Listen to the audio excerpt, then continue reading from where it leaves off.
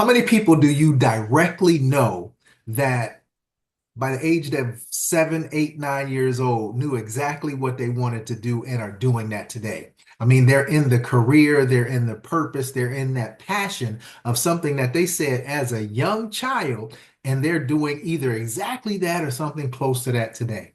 Our guest today on Be Better Than You podcast is none other than someone that has done that.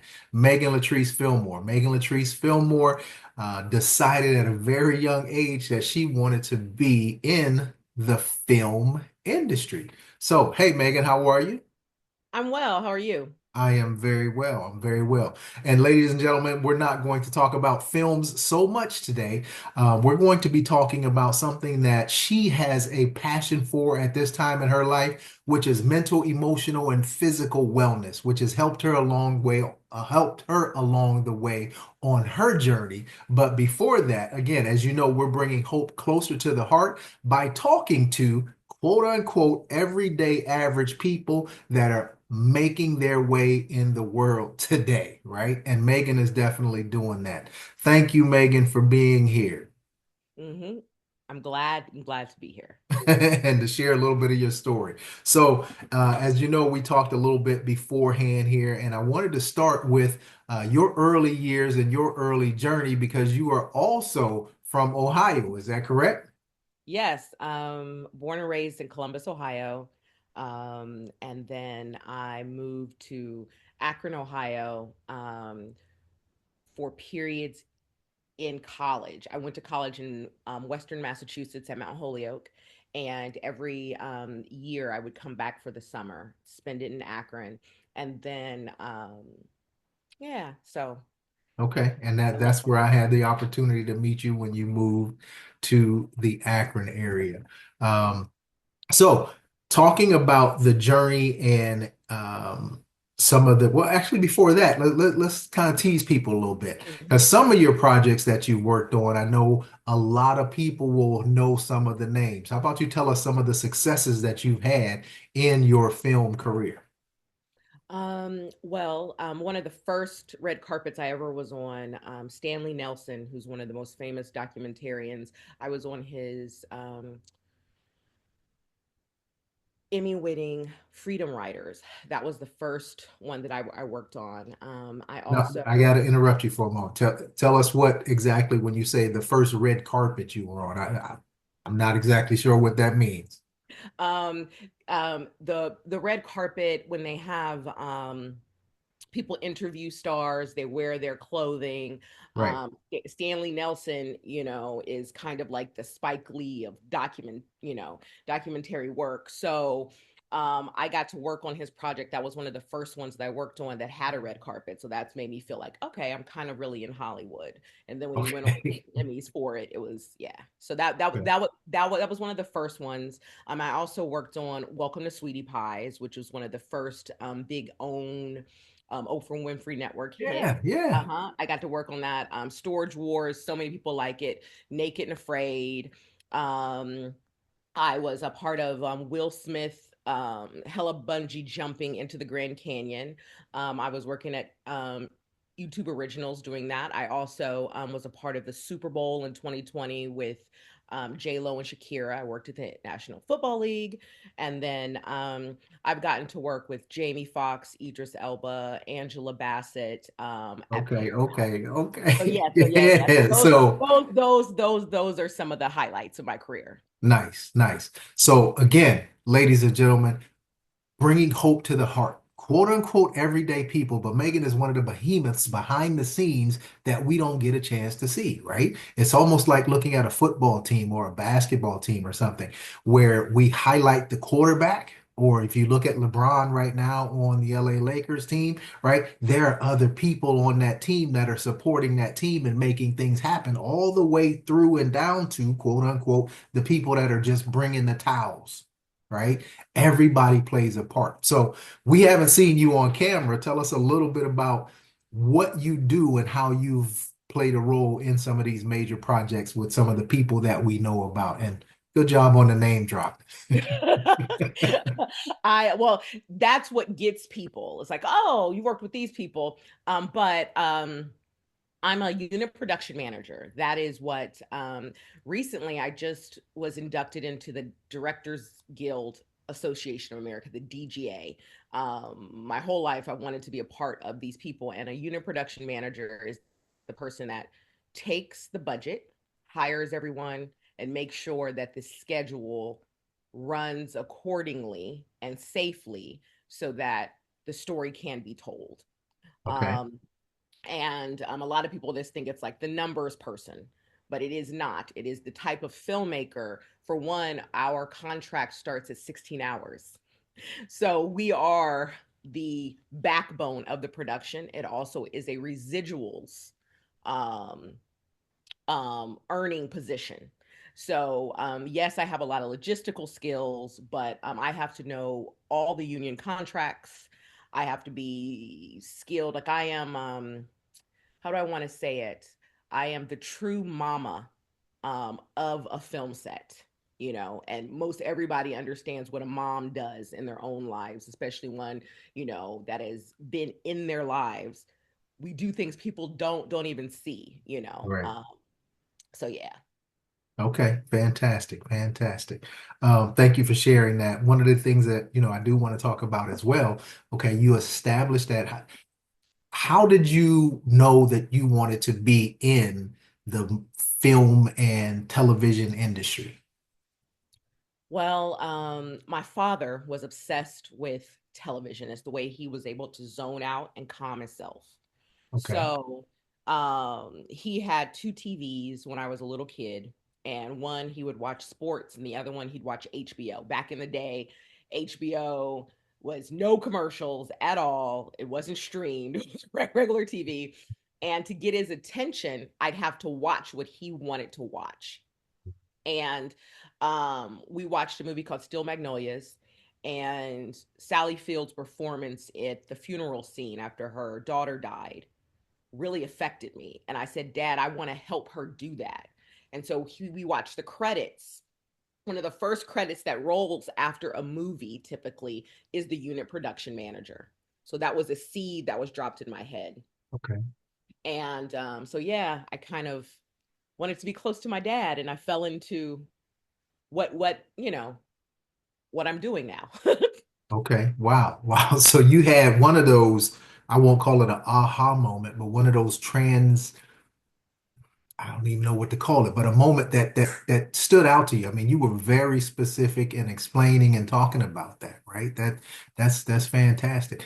How proud do you feel of yourself? Humbly, I get it, right? People don't, want to talk about themselves. It always bothers me when people work hard to do something and then are asked about it and then, well, I didn't know I was going to be here. Well, you put your planning, your effort, your grind, and different things Mhm. into it. So you got the intended outcome. So you are one of the few people that I know hands-on that have actually done that. How does that feel? Part of it I feel powerful. The other part I feel like I was very foolish and took risk, right? Um, because there's been some times that have been very scary. One of the times is now because the industry is contracting, and I'm like, hey, I'm 47. I just got in the DGA. Is this a silly thing for me to be doing? Or is it going to give me the greatest payoff of all time? And I'm still on the fence, and I'm always on the fence about it. Um, but I just feel like I really have no options, and when I say I have no options, I don't know too many particularly black women in this industry that haven't felt the way I feel.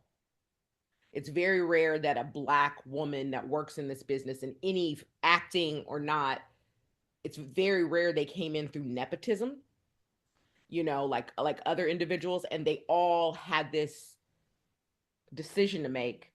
Do I go back to grad school and get a practical position, or do I keep pushing forward? So I just feel like I have to keep putting one step in front of the other and seeing where the chips land, right? And that's pretty much been my life, That's pretty much been my life. Okay. Wow. I love that you bring that up with regards to the progression and the progress of the process, right?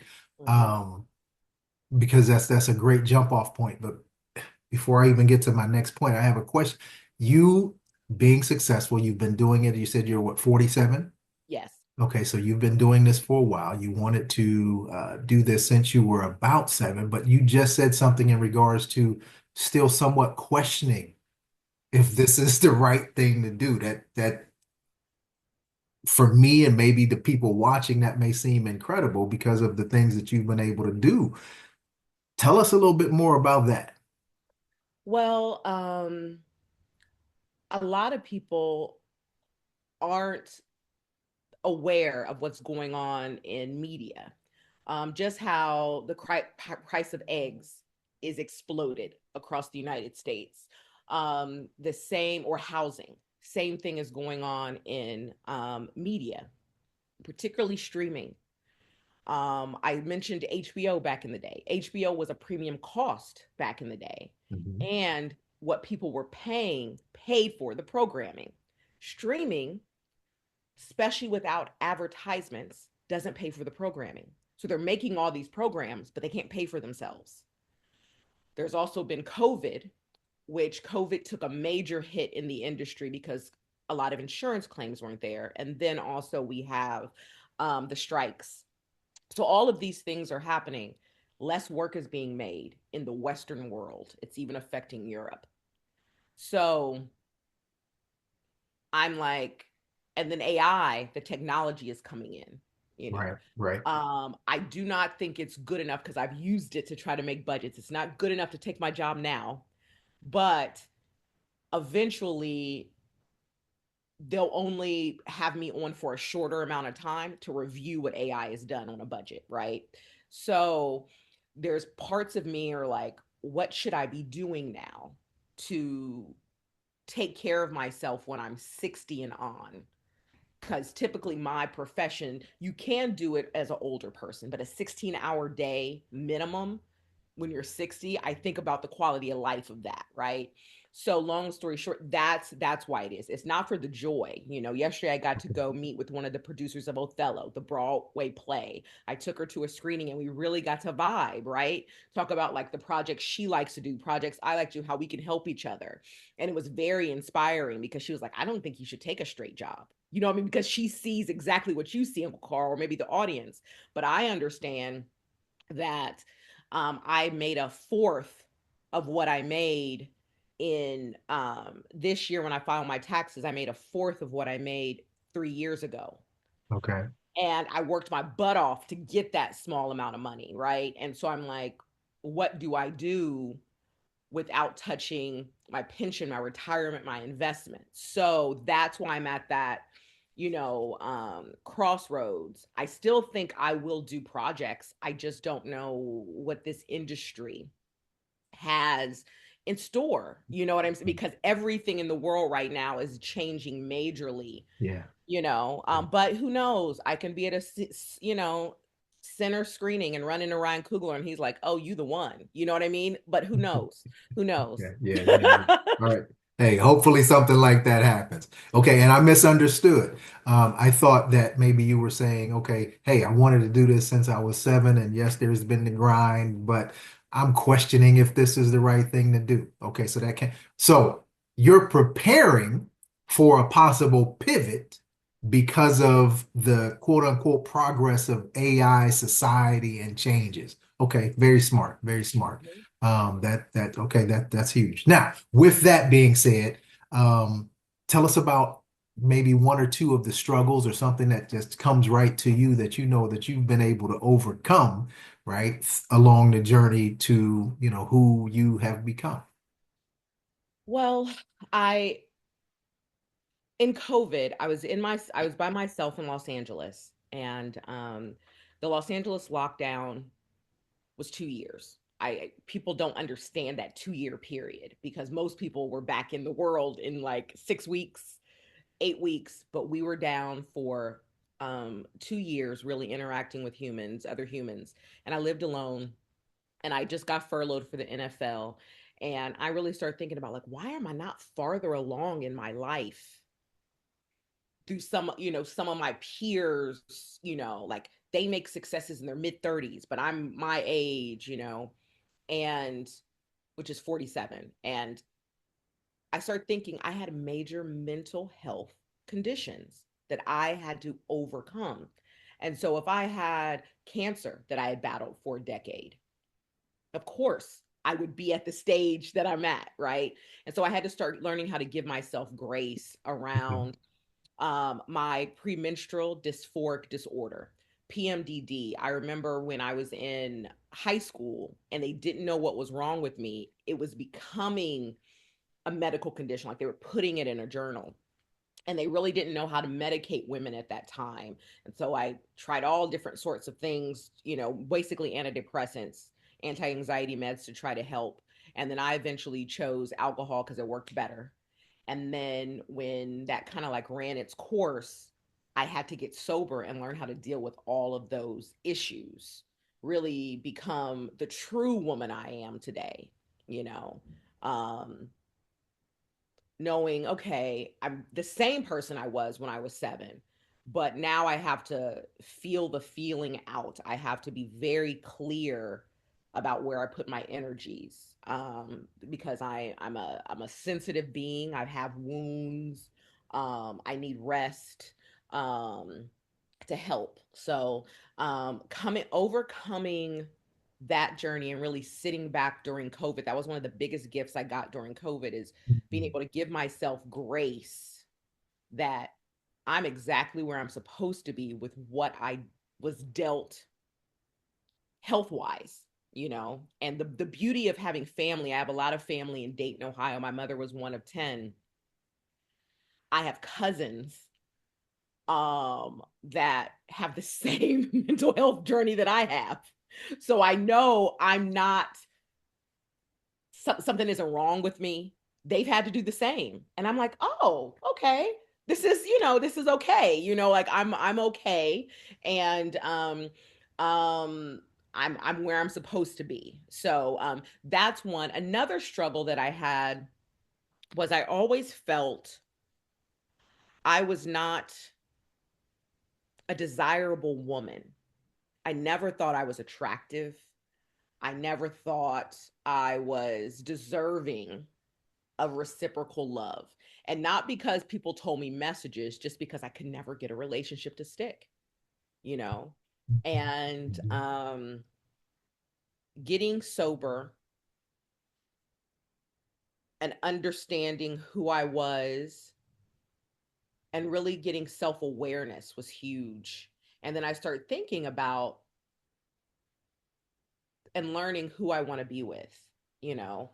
And I learned how to date, just like I know how to job interview. I can job interview with the best.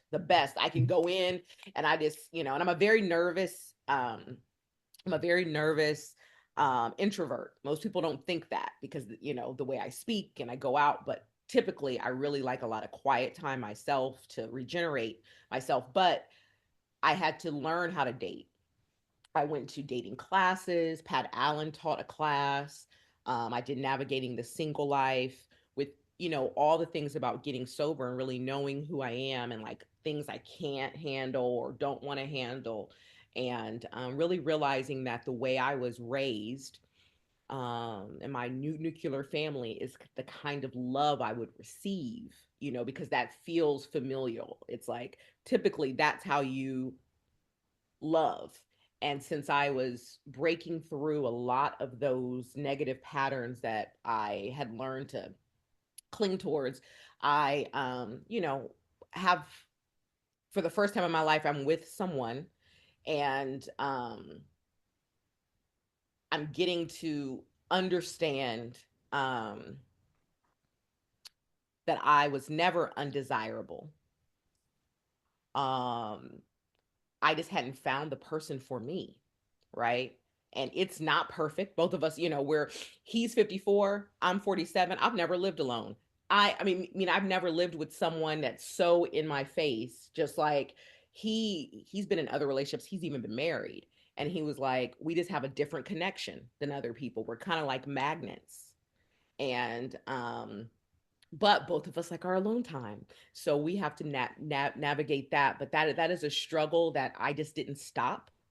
Okay. I took time. I took a little bit of time all the time, and when I needed to take time out, I would. But I said, I'm gonna keep trying to find a person. And I'm so grateful now that um, I mentioned a little bit about codependency in this speech, but with him, all the therapy, 12-step programs, I've been able to process emotions in real time, which I never have been able to do. And I think it's because I finally broke through that big doubt that I was not good enough. Yeah, yeah, yeah. You know what I mean? Like I Well, was not good enough on a human level, but now it's like, oh my God, this is happening right now. I can't deal with it 3 days later. I'm yeah. feeling this emotion. And so yeah, so I that's where think I'm a at. lot of people experience that self-doubt in their lives, whether it's personally, like you did, in our careers, in our relationships. That's a huge thing to overcome. So one, congratulations on the newfound relationship. You're looking like you're happy now, you're smiling, and also something that I, personally can't relate to, but I'm sure that there are people that can your life of sobriety now, right? That's a huge accomplishment, and big ups on that. You mentioned self-awareness, right? I've done also a lot of growing from, I like how you said it, your nuclear family and the things that you may have been taught growing up. And a lot of us want to hold on to those things because mom and them taught them to us, Mhm. right? But if mom and them didn't have, quote unquote, the life that you desire to have, then perhaps you need to learn and establish new patterns and different things. That sounds like that's what you've done. Is that correct? Yeah, Okay, okay. one of my biggest mentors in this journey of life was like, your parents give you a stock. So, you get your soup stock, but she said it's your job to spice it the way you want, right? And so that is what I've had to do. And Carl, I know you are a cook. If your audience doesn't know, Carl can put down. You understand exactly what I mean. Yeah, you yeah, yeah, know? yeah. I got that. I got that. So your parents give you, in order that they give you that stock, or for the Southern folk, they might help you understand how to make that roux, or they give you the Mhm. foundation of a roux, but then it's what you build in that pot. Wow. Okay, okay, okay. And so the dish that you make, would you say are your experiences, the decisions that you make, the choices that you make, and okay, okay, I dig that. I dig that. And also how because I was talking to my brother, I was like, oh my gosh, I'm a little bit like mom, in this relationship. I said, but I will tell my partner, I'm being irrational right now. So please give me a moment to recalibrate. And I can actively say that. My brother was like, whoo, if more women could do that, you know, Yeah, yeah. because this is all new for me at 47. So it's like if I had done it in my 20s, 30s and been able to understand, but now I'm 47 and it's what it is. I can't change the clock. Mhm. And he's very patient with me because he understands I'm sober, I'm very vulnerable. He understands my financial situation right now and how much I have to put out in the world to sell myself to get back what I need to get back, right? Right, So I right. have a partner that has that patience and understanding Okay, good. um with some of my growing pains, right? Just like with him, I understand the things he needs to grow in, and and so yeah. Nice, nice. A lot of introspection. So, and I know you're right now, you're passionate about mental, emotional, physical wellness, right? You've talked a Yes. lot about some of those things as you talked about your struggles that have helped you. Um, But I'll just let you talk now about some of the things that you want to make sure that people understand that are a part of just life's journey, right? As it relates to keeping yourself mentally together, emotionally together, and just staying in the race, because a lot of people want to just cash it in and give up. So tell us what what you're focused on and what your passions are right now related to that. Yeah, well, hit to ego when, I'm making an amount of money that I had worked so hard that thought I would make before, and then it's taken away, and not taken away because of my a mistake I made or a relationship, I was blackballed just because of what was happening.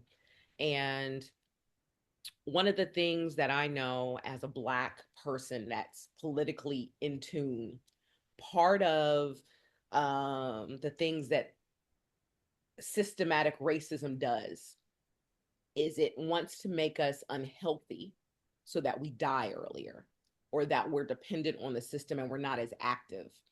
Um, my presence is empowering to so many people. When I worked at a network and other people of color, other women would see me come on the set as a network executive, they would be Mhm. like, whoa. And also, I look very young, which is great, even though I'm not at, I'm middle age, but they would be very impressed. So I realized I start putting on weight.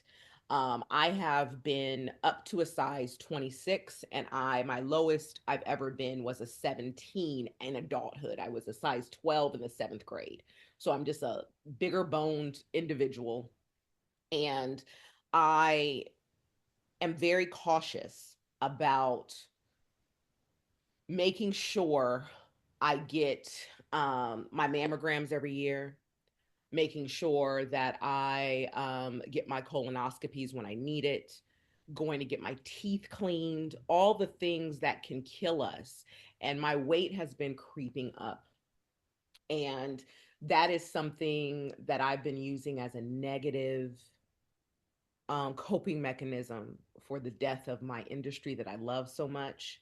And then also, something happened when I found out what Elon Musk was doing. It was like it was overpowering, and I've just been eating way more than I have. So I have to look at that and figure out how to combat that negative energy. And so right now, I'm really doing my best to make sure that I am moving even when I don't want to. I also am at the stage of my life where I'm getting a lot of these menopause symptoms, joint pain, burning mouth, anxiety, depression, like the list, that full list, I have it.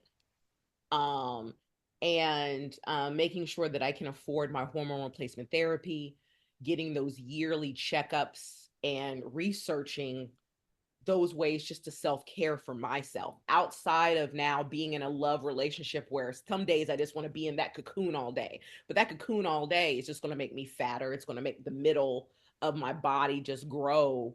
I need to get out and be like, hey, I'll come and we can go out after I go hike at this park, and he allows me to do that, or hey, let's you want to see me, let's walk your dog.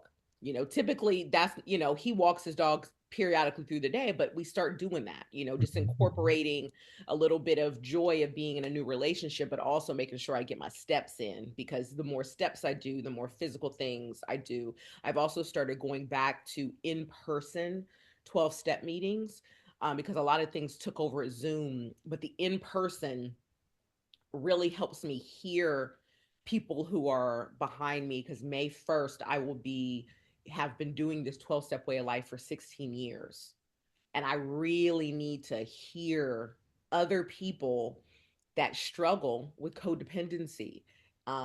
Really, people who are afraid to be themselves, And my boyfriend the other day, because I was like, I really want to do shrooms when I'm 50.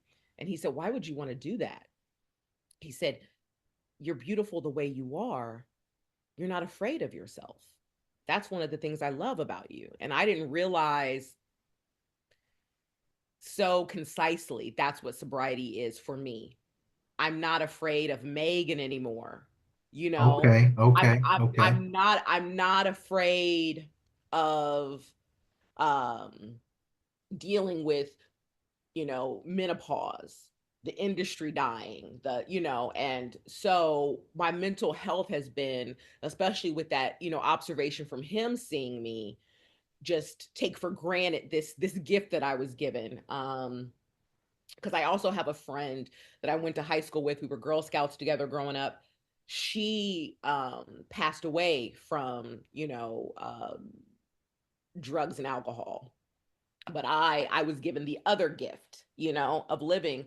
And so I just start really making that a focus and just still showing up for myself even when I'm exhausted.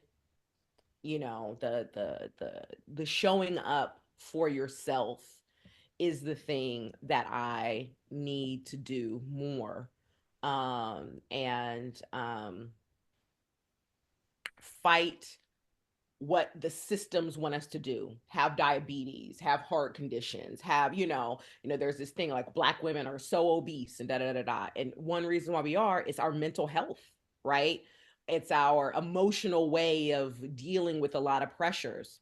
And so for me, I'm going to fight as much as I can so I can look good in a belt, and everything else will fall into place, whether it's job, whether it's this government.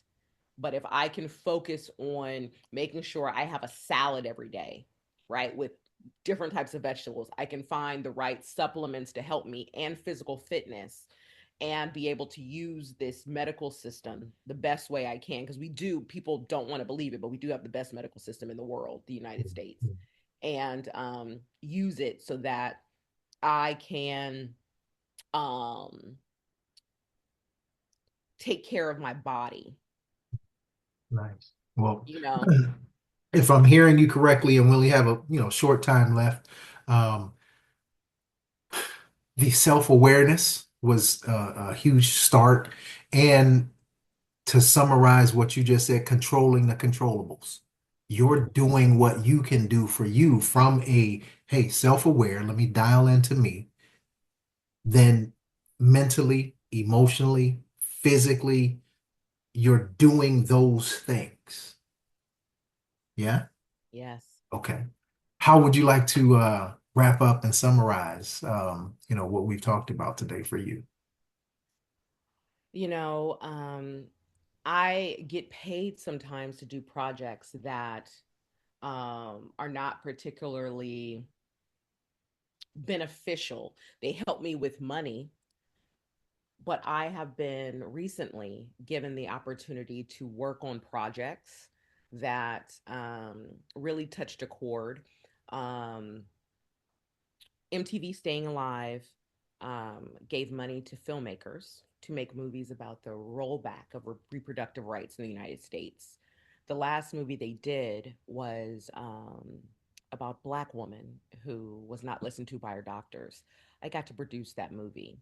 And so it'll be on Paramount Plus soon. And I'm very, very proud that I got to work on that movie. It was kind of like the of all the sadness that's happened with the death of the industry, all of my skills, I got to, do that. I also, on my website, meganphilmore.com or hudsonphilmore.com, it'll lead you to the same. It talks a little bit about my journey and where I'll be going. I also made a film, Soul Tie, which Carl got to do his rendition of Kevin Samuels. You will hear his voice there. Um, it won an award for best film at a festival, and I'll be featured in Maker magazine soon. All of these things will show you that my mental health, emotional journey, how it manifests. Wow. So, Wow. So that movie is Soul Ties. Your website will be in the link. I appreciate you so, so very much for sharing your story and your journey as we continue to bring hope closer to the heart here at Be Better Than Yesterday. Megan, all the best to you and be blessed. bye bye.